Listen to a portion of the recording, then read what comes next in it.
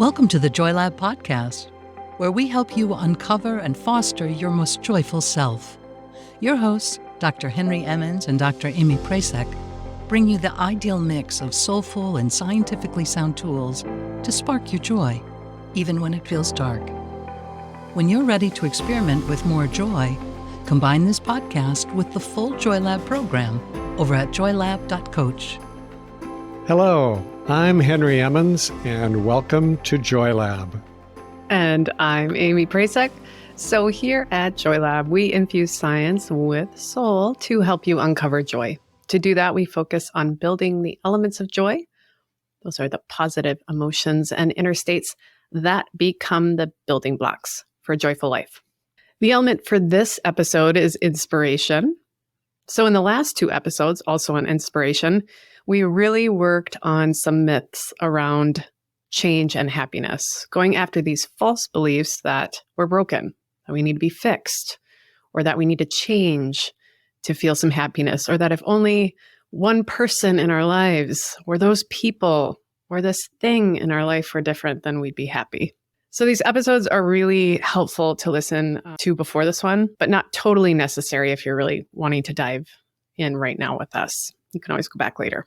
The point, though, I'll say, is that these are really super sticky myths. They come up a lot, and here at Joy Lab, we work on building ourselves up in powerful ways that sort of quiet that talk, that soften those myths. At the same time, of course, we want to make change in our lives. That experimenting, exploration, that steering is part of the fun. So in this episode, we want to get into some principles around change, not because you're broken, but moving from a place of self-acceptance, even a place of self-love, making changes because you care about yourself. And I think the myth that can come up here is that with all that self-love, with all that self-acceptance, we'll just float around complimenting each other, perpetually holding up a white flag, navel-gazing, lolling around, never accomplishing anything. And I love that it's actually the opposite. And with this fuel of inspiration, we can really create meaningful, lasting changes. I love this Jack London quote because it slaps that myth so well that I just noted. Don't loaf and invite inspiration. Light out after it with a club. And if you don't get it, you will nonetheless get something that looks remarkably like it. Wow. Light out after it with a club. Yep. That's an intense quote, and I really like it. That's some resolution energy right there, I feel like. Yeah. I don't know if Jack London and I were cut from the same cloth exactly. He was a writer, of course, and I'm a writer, kind of. The difference is, there's actually a ton of differences. Probably. But where I was going with that is that creative writers, especially if you're trying to make a living as a writer, often seem to famously struggle to find inspiration. Sometimes they just have gobs of it, but then it seems to disappear for these long, dry stretches. And people can really struggle then, fight hard to get it back. Yeah. But according to this London quote, I'm kind of a loafer because my approach is usually to invite inspiration to come and then wait for it and wait for it and wait for it. And I guess as I'm talking, I can see the flaw in my method. Right. I have to be honest, though. I cannot read Jack London books. I was forced to read White Fang and Call of the Wild in school. I think people will remember those books if they're in my era. Forced to read those. I get a pit in my stomach. Same one I get when I think of Turner and Hooch, that movie. Those human dog dramas are just too much. But this quote, it's just this reminder to me how we can create these positive inner states and that they grow. They create this forward momentum, this upward spiral that supports us. But like Jack London would say, we have to play a role in this process. We have to light out after it. We can't just wait for inspiration to come. or all these other elements that we want in our lives that we work on here at Joy Lab. Love, compassion, fun, joy. I love that saying, actually, that which you are seeking is also seeking you. You know, these elements are within us, around us, seeking us, but we have to meet them halfway. Right. I am taken with this image of Jack London or whoever, Yeah. kind of trying to drum up some inspiration with this club, chasing it around with this club in his hand. Yeah. So which do you think it is, Amy? Should we invite inspiration to come, or should we chase it with a club? Yeah. It's not always a club, that kind of active energy. Sometimes it's a nap, I feel like. But we really have to be present, be self-aware. I think this is a key of when to grab the club and when to grab the covers. And more often, it's when to go down the middle road, that place where we meet these elements halfway and feel nourished down the path. I mean, we can only light out and hold that club for so long, and we can only stay under the covers for so long. There's space for that middle space where it's more nourishing, where we can really create inspired change in our lives. It's down that center. So we've got 5 principles to help you do this, to find and walk down this middle way and to create inspired change. These are pulled somewhat from Henry's wonderful book, Chemistry of Joy, and the workbook for that book. So Henry, can you start with number 1? Sure. So the first principle is inspired change is grounded in radical self-acceptance. So often people approach change as a self-improvement project, and it's not. We talked about this as resolution 1 a couple of episodes ago.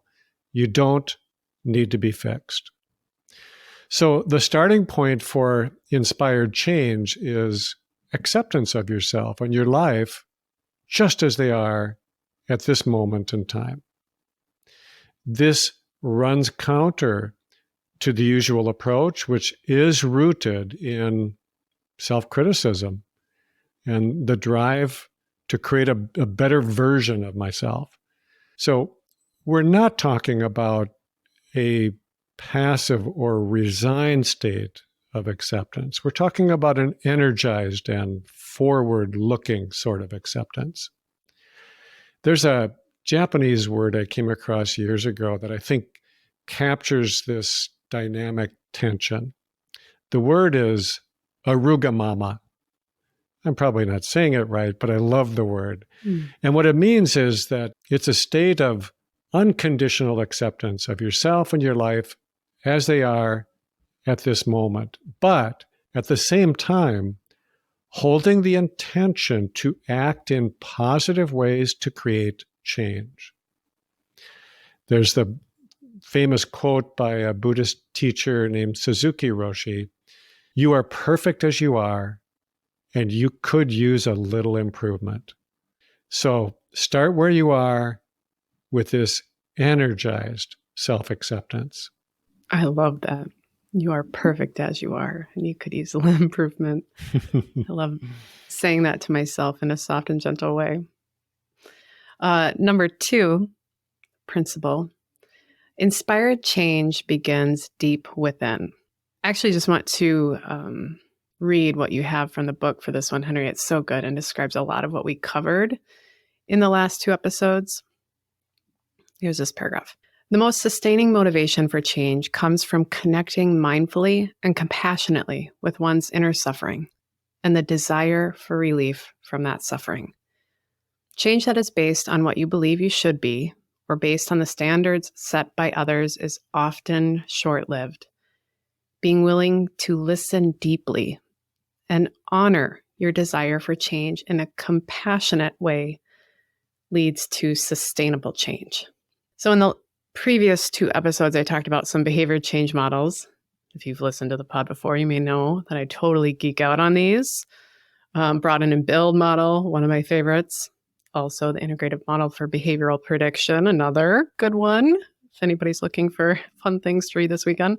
But the point is that in all these models, like those ones I just noted, and the ones that actually have some evidence to support their use, all of them focus on acknowledging and navigating unique obstacles or pains and building the person up in a personalized and meaningful way. They all illustrate what ends up to be like this really kind of patient and loving process of behavior change. It's so good. They are beautiful models. Yeah. Well, the third principle is that inspired change embraces even the resistance to change. Now, this is complicated. Yeah. Because we are so complicated. So most of us get frustrated with ourselves when we can't seem to make the life changes that we know are good for us. But resistance to change is completely natural. It's normal. So rather than wishing it away, try your best to accept that resistance is there and learn to work with it more skillfully. Let me give you an example because I know it gets convoluted. So suppose that you want to change something about your work. Maybe you're just not feeling satisfied with work, or you don't feel secure enough to leave your job even though you want to. Or maybe you've just gotten used to things as they are and you're not ready to give it up. Homeostasis is a very powerful force. That's why even when we're not happy where we're at, it has become the way things are. And it's really hard to let go of the way things are, even for something better. So this creates this inner tension. I want to change, but I don't want to change. So here's the trick. Instead of fighting this, if you can simply accept that you have this resistance to change and acknowledge that it's difficult, you'll release some of that tension. And if you can remove even a little of this energy of resistance just by letting it go, letting it leave like a balloon when you let go of it, you'll free up some of the energy that then you can use to actually make a change. Years ago, I used to practice the martial art called Aikido. And the idea behind that, which is why I was drawn to it, the idea is so cool. It's that you don't meet force with force. Instead, you try to welcome, embrace the force that's coming at you. You merge with it. And then you can neutralize the attack. So likewise, if you can soften your stance toward your own resistance, you take the punch out of it. And then you can use the energy of resistance itself to empower your change. The fourth one, inspired change happens in connection. So I know this feels counter to so many approaches to change, particularly in US culture, which puts everything on the individual to initiate and accomplish change. But there's actually some really fascinating research coming out of the field of social genomics, where researchers are looking at social experiences and their relationship to the expression of genes related to, at least in some of this research that I like, related to immune function. So it's really looking at physical health outcomes. So generally, higher well-being predicts better behavioral health in the future. You can say that. But there's this really great study led by Dr. Barbara Fredrickson, we talk about a lot here, and I'll link to it in the show notes, that broke well-being into two parts, which this is not uncommon, hedonic and eudaimonic. So I think of hedonic well-being or hedonic happiness as how you feel. It's focused on your own feelings of well-being or happiness, really maximizing pleasure and minimizing pain in body and mind. Pretty simple explanation there. And I think of eudaimonic as how you contribute. It has to do with feelings of meaning and purpose. It stokes a sense of connection and community. So you have how you feel, hedonic, how you contribute, eudaimonic. Both are really important, I'll first say that. I'm not like in one camp or the other strictly. I think we need both to flourish. The fascinating finding here was that eudaimonic well-being was associated with a lower expression of pro-inflammatory genes and a higher expression of antiviral genes. And hedonic well-being was not associated with this healthier sort of molecular physiology. So just feeling better, doing things for yourself did not really help this immune function for these participants. And I really think this is some pretty hard evidence that we are literally programmed, genetically programmed to create change with others, to draw inspiration and meaning from shared goals. From an evolutionary perspective, it makes total sense. Community-minded folks fare better, right? Those are the ones that our species want to keep going. So they're rewarded with a better immune system. It's kind of that simple. So if you've got a goal in mind, let's make this practical. Maybe you want to start walking 3 times per week. You can try to link that up with something beyond your own goals. It's great to have those hedonic, feel better goals. Then linking it up with a eudaimonic goal. Maybe join a 5K that is supporting a cause you want to help. Or maybe walk dogs at the Humane Society or for a local rescue. Or maybe there's someone in your neighborhood who has a hard time keeping up with their yard work. You could walk over there, do some gardening quickly and walk back. Or do some shoveling. We're in Minnesota, and walk back. So you'll get your workout hedonic boost. You'll feel better. And then you stoke this sense of connection and meeting, the eudaimonic boost, which is going to fuel that immune function. So, right, that little shift amplifies your health benefits in surprisingly big ways. And I promise, adding this piece will also help you stick with your goal.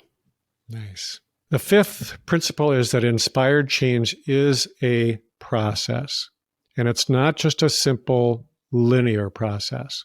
So of all our elements of joy, I think inspiration might be the most elusive. It seems sort of airy or intangible or almost otherworldly. It's like you can't quite grasp it. And if you do, you might not be able to hold on to it. And then you just have to wait for the muses to come back to you or else chase them with a club. Right. So I want to try out a metaphor for inspiration. Just see if this works for you. Inspiration is like the moon. It goes in cycles. It arises, stays for a while, and then it kind of slowly fades away. When it's present, it's really beautiful. It lights your way, although kind of gently. It's not like the sun, which has more of a harsh light to it. And when it's gone, you might feel a little bit lost because your path is dark and you can't quite see the way ahead. And then you might wonder if the light is ever going to come back.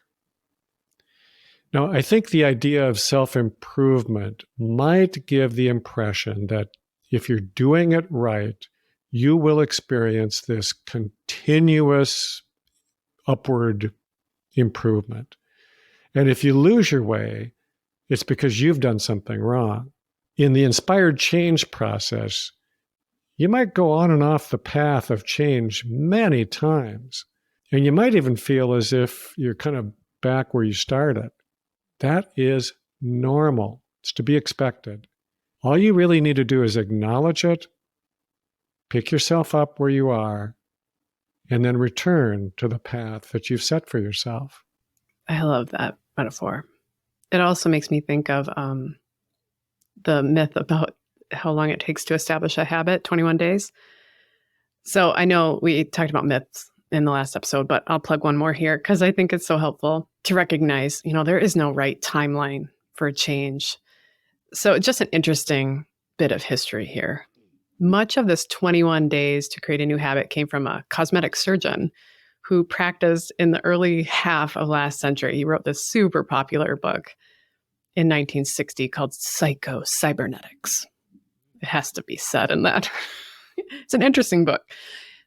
Nonetheless, in it, he noted that for those of his patients who had a nose job or limb removal, it took about 3 weeks for them to get used to their new look or their new body. That's it. That's where all of this started. So, all these other people ran with this number. It said it takes 21 days to establish a new habit, which is false. It takes 21 days to get used to your nose job. Hard stop. That's about it.